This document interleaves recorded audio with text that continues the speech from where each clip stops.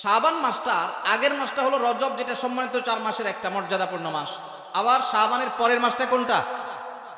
রমজান, সেটা হলো বছরের সবচাইতে সেরা মাস। তো নবীজি বলেছেন দুইটা মর্যাদাপূর্ণ মাসের মধ্যবর্তী শাবান মাসে মানুষ আমল ইবাদত না করে অবহেলায় বেশিরভাগ মানুষ কাটায়। বেশিরভাগ মানুষ অপেক্ষা থাকে রোজা কবে আসবে, তখন কোরআন তেলাওয়াত শুরু করব। রমজান কবে চাঁদ দেখা যাবে রমজানের, তখন নামাজ ধরবো। রমজান কবে শুরু হবে, তখন থেকে আমি তারাবি পড়া ধরবো, ভালো কাজ করা ধরবো। শাবান মাসে মানুষ রমজানের ক্ষণগণনা, দিন গণনা করতে থাকে, অবসর থাকে, অলসতা করে, অবহেলা করে। নবীজি বলেছেন মানুষ যেহেতু অবহেলা করে, এই জন্য এই সময়টাতে আমি বেশি বেশি নফল রোজা রাখি। কারণ যেই সময়টাতে মানুষ অবহেলা করে ওই সময় ইবাদতের আলাদা গুরুত্ব তৈরি হয়।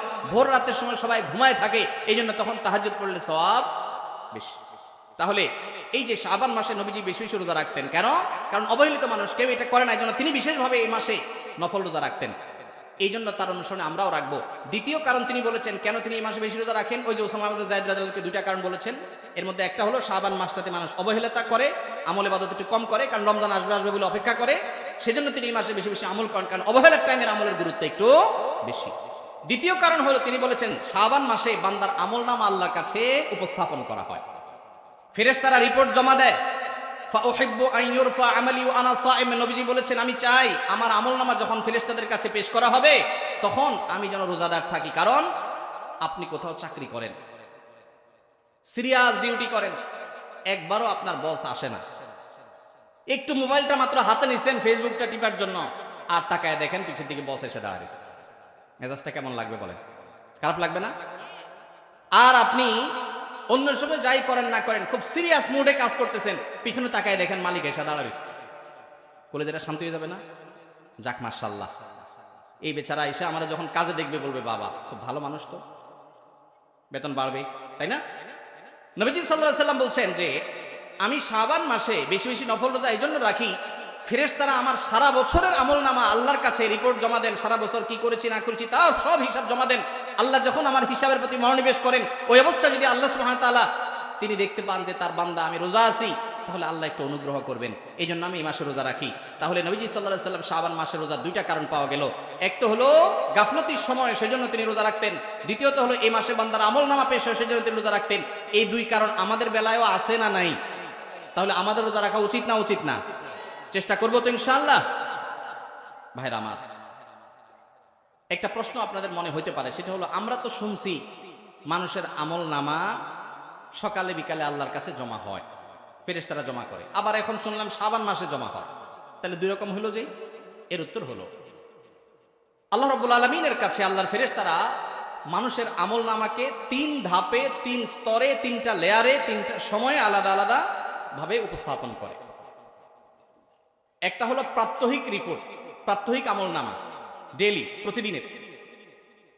প্রতিদিনের আমলনামা সকাল এবং সন্ধ্যায়। সারা রাত আপনি কি করেছেন? ওয়াজ শুনেছেন না গান শুনেছেন? ভালো কাজ করেছেন না মন্দ কাজ করেছেন? সারা রাতে কি করেছেন? প্রত্যেকটা মানুষের হিসাব আল্লাহ রাব্বুল আলামিনের কাছে প্রত্যেকটা ভোরে ওই রাতের ডিউটি থাকা ফেরেশতারা জমা দেন। আবার সারাদিন আমরা যা করি না করি, সন্ধ্যায় সারাদিনের ডিউটিতে রত ফেরেশতারা আল্লাহর কাছে জমা দেন। তাহলে বান্দার আমলনামা, বান্দার রিপোর্ট জমা দেওয়া হয় একটা হলো প্রাত্যহিক, প্রতিদিন। সেটা কখন? সকাল এবং সন্ধ্যা। বান্দার আমলনামা জমা দেওয়া হয় আরেকটা লেয়ারে, সেটা হলো প্রত্যেক সপ্তাহে 2 দিন, সোমবার এবং বৃহস্পতিবার।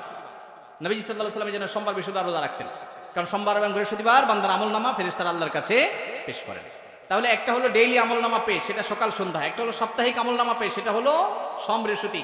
আর একটা হলো বার্ষিক রিপোর্ট পেশ, সেটা কখন? শাবান মাস। বিভিন্ন অফিসে যারা চাকরি করেন মাসের হিসাব দেওয়া লাগে একরকম, ডেইলির হিসাব দেওয়া লাগে আরেক রকম, বার্ষিক রিপোর্ট দেওয়া লাগে আরেক রকম, আছে না নাই? ঠিক একইভাবে আল্লাহ রাব্বুল আলামিনের কাছে আমাদের আমলনামা পেশ করা হয়। ভাইরা আমার, সেজন্য এই রিপোর্ট জমা দেওয়ার সময়গুলোতে বান্দা বিশেষভাবে আমলে মনোযোগী হবে। এই জন্য নবী সাল্লাল্লাহু আলাইহি ওয়াসাল্লাম বলেছেন ওয়াসাব্বিহু, আল্লাহ তাআলা বলেছেন কোরআনে কারীমে ওয়াসাব্বিহু বুকরাতাও ওয়া আসীলা, সকাল সন্ধ্যা আল্লাহর তাসবিহ পেশ করো। নবীজি সাল্লাল্লাহু আলাইহি ওয়াসাল্লাম সকাল সন্ধ্যা বিশেষ তাসবিহ পেশ করতেন, জিকির আজকার করতেন, দোয়া করতেন, আমল করতেন, কারণ এই যে আমল জমা দেওয়া হয়, আমলনামা জমা দেওয়া হয়। আবার সোমবার বৃহস্পতিবার রোজা রাখতেন, কারণ আমলনামা জমা দেওয়া হয়। আবার শাবান মাসে বেশি রোজা রাখতেন, কারণ আমলনামা জমা দেওয়া হয়। তার আমলনামা জমা দেওয়ার 3টা লেয়ার আছে, মনে থাকবে তো ইনশাআল্লাহ।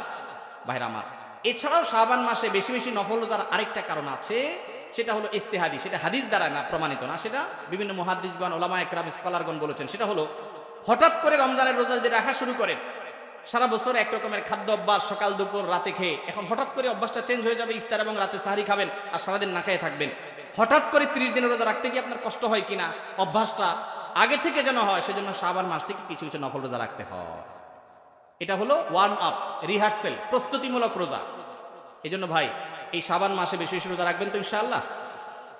পুরো মাসের প্রথম 15 দিন 20 দিন রোজা রাখার তৌফিক যদি নাও হয়, অন্তত একটা রোজা হইলেও নবীজির সুন্নাত আমল করতে গিয়ে আমরা কারা কারা করবো একটু হাত তুলে দেখি। একটা হইলেও রাখবেন ইনশাআল্লাহ। নিয়ত করছেন তো ইনশাআল্লাহ? সবে বরাতেরটা না, ওইটা বাদে একটা হইলেও রাখবেন। নিয়ত করছেন তো ইনশাআল্লাহ? আল্লাহ আমাদের সবাইকে আমল করার তৌফিক দান করুন। এই আমলটা যদি আপনারা করেন ভাইরা, হারিয়ে গেছে সমাজে, আলোচনা নাই, সেজন্য আমি আলোচনা করলাম। বিলুপ্ত হওয়া আমলগুলোর একটা শাবান মাসে বেশি বেশি নফল রোজা। চর্চা নাই, আমল নাই, আলাপ নাই, মানুষ ভুলে গেছে। আপনারা যে ঘরে ঘরে রাখেন, মানুষ জানবে, সুন্নাহটা জিন্দা হবে, ঘরে ঘরে আমলটা শুরু হবে। আপনি অন্য মানুষকে বলবেন একই কথা, তাকে উদ্বুদ্ধ করবেন, তাহলে নবী সাল্লাল্লাহু আলাইহি সাল্লামের ওই হাদিসের ফজিলত পাবেন। আপনি মৃত সুন্নতকে জিন্দা করলেন, সেই সওয়াবটা পাবেন। চেষ্টা করা যাবে তো ইনশাআল্লাহ। তো এই মাহফিল থেকে আমি সামারি করছি, কথা তো অনেকই বললাম। দুটি জিনিস অন্তত আমরা সবাই সংকল্প করে নিয়ত করে যাব। মা বোনরা যারা শুনছেন, আপনারা যারা শুনছেন, সবাইকে বলছি, একটা হলো আজানের জবাব দেওয়ার কথা বলেছি, আর একটা হলো শাবান মাসে বেশি বেশি নফল রোজা রাখার কথা। 2টা 4টা 6টা ভাইরা আমার, রোজা রাখলে মরে যাবেন না। মনে হয় যে সারাদিন না খায় কেমনে থাকে। যারা নিয়মিত নফল রোজা রাখেন তারা জানেন পানির মতো সোজা, কোনো ব্যাপার না। আল্লাহর রহমত, একটু চেষ্টা করলেই হয়, একটু হিম্মত করলেই হয়। চেষ্টা করা যাবে তো ইনশাআল্লাহ? নিয়ত করা যাবে তো ইনশাআল্লাহ? আল্লাহ আমাদের সবাইকে আমলের তৌফিক দান করুন।